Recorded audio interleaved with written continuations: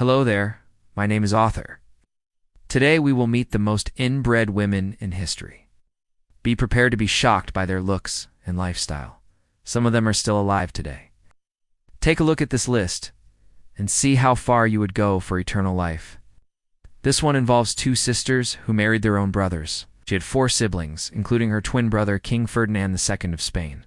She was born in 1930 and had a difficult childhood. They got married in 1981 and the whole world watched as they said their vows. It was a beautiful ceremony and everyone thought they were so in love. But behind the scenes, things weren't as perfect. Diana was just 19 when she married the king, and she felt like a little girl in a big scary world. People expected her to be the perfect princess, but she was just a normal person with feelings, and she made mistakes sometimes. Charles wasn't very good at showing his feelings, and Diana often felt alone.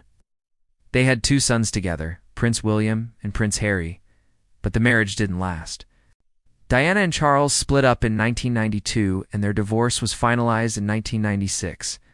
Diana was loved by many people around the world for her kindness and compassion.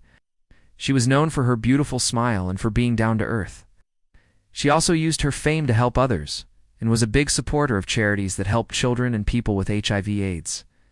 Sadly, Diana's life was cut short when she died in a car crash in Paris in 1997. She was only 36 years old. Even though she's gone, she'll never be forgotten. Her parents, King George VI and Queen Elizabeth, divorced when she was just 2 years old. This made Margaret feel abandoned, and she grew up with a lot of anger towards her parents. When World War II started, Margaret was evacuated to the countryside to stay safe. She was very scared and homesick and missed her family a lot. She tried to be brave and strong, but deep down she was very sad. After the war ended, Margaret went back to London and saw her sister Queen Elizabeth for the first time in years. But despite their close bond, Margaret's life was very different from the Queen's. She never married and had no children. She was also very rebellious and often broke the rules. For example, she once snuck out of the palace to go dancing with a friend. The Queen was very angry and punished Margaret by forbidding her from seeing her friends. This made Margaret even more unhappy, and she started acting out more. She had panic attacks and couldn't sleep. She also started smoking and drinking alcohol, which the royal family didn't approve of. In the end, Margaret was too much for the royal family to handle, and she was exiled from the country. She moved to California and lived there for the rest of her life. Even though she was far away from her family, Margaret never forgot about them, and she always prayed for their safety. She died in 2002 at the age of 71. From a young age, Isabella was interested in politics and the welfare of her people. She was very smart and knew how to handle herself in front of important people. When her brother Ferdinand became king, Isabella continued to work hard to improve the lives of the people of Castile. She helped the poor and sick and worked to make the kingdom more prosperous. Even though she wasn't queen, she was very respected by her subjects and was known for her kindness and generosity.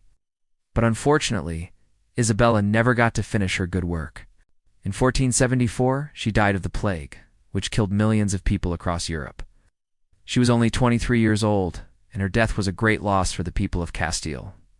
To this day, she is remembered as a kind and caring woman who was always trying to help others. You might think that this is disgusting, but in the Ottoman Empire, it was normal. The sisters were Hattis and Nurbanu, and their brothers were Murad and Mehmed. They all lived in the Topkapi Palace in Istanbul, and their father was the Sultan. When Sultan Suleiman the Magnificent died, his sons took over the empire. Murad became the new Sultan, and Mehmed became the Grand Vizier, which is the second most powerful position in the empire. Both brothers were very ambitious and wanted more power. That's why they decided to marry their sisters. The first to do it was Murad. He married his sister Hattis in 1554. And then Mehmed married Nurbanu in 1556. Both marriages were happy, and the sisters loved their brothers very much. But this caused a big problem. You see, in the Ottoman Empire, the Sultan's wife could only be from the Sultan's harem. It was forbidden for women from outside the palace to marry the Sultan. This law was made so that no one could trick the Sultan into marrying them and taking over the empire. But Murad and Mehmed didn't care about the law. They wanted their sisters to be sultanas, and they were willing to do anything to make it happen. Murad's wife, Hadis, became the first sultana in the Ottoman Empire who wasn't from the sultan's harem. Mehmed's wife, Nurbana, became the second sultana. This caused a lot of problems in the empire. Many people were against it and wanted the sisters to leave the palace. But the brothers didn't listen to them. They were in love with their sisters and didn't want to break up the families.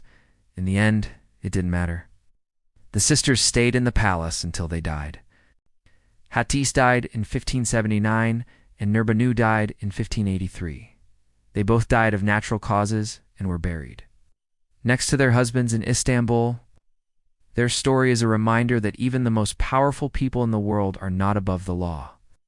When you think of royal families, you think of wealth, power, and prestige. Sometimes these families get carried away and start having relations with each other because they do and want their bloodline to be diluted. That's what happened to Queen Victoria. She had 9 children with her husband, Prince Albert. But she also had an affair with her son, Prince Albert Victor. They had an illegitimate son, John, who died at age 13.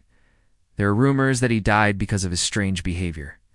But the truth is that he suffered from schizophrenia. This made him violent and unpredictable. He couldn't control himself and killed several people. He was put in an institution where he spent the rest of his life. His mother kept secret the fact that he was her son and gave him to an adoption agency to raise. If you think about it, this woman started one of the biggest royal scandals in history. Her son married his cousin, which led to the deaths of many royal family members. This is what happened to King Henry VIII's daughter, Queen Mary I. Her father was King Henry VIII, and her mother was Catherine of Aragon. They were third cousins, which means that they shared a set of great-grandparents. This isn't as bad as it sounds, but it can cause genetic problems. Unfortunately, Mary I was born with a rare disease called hypermobile Ehlers-Danlos syndrome. This makes your joints dislocate easily and causes a lot of pain. It's not clear if this is the reason why she had such a bad temper. She was known for being very cruel and executed hundreds of people without any mercy. Some historians say that her disease made her act this way, but others say that it was all in her mind. One thing is for sure, she was one of the most hated queens in England's history. And even though she's dead, people still talk about how terrible she was. Most of us dream of living a long life, but some people take it too far. If you're enjoying this video, please give it a like and subscribe so you never miss any of our videos. Here's another crazy story of inbreeding. Now let's talk about Queen Isabella of Spain. She was born in 1451 and was the daughter of King John II of Castile and Leonor of Aragon. Let's now talk about Princess Margaret, Queen Elizabeth II's younger sister. Our next lady is Princess Diana, who was married to King Charles III before he became king.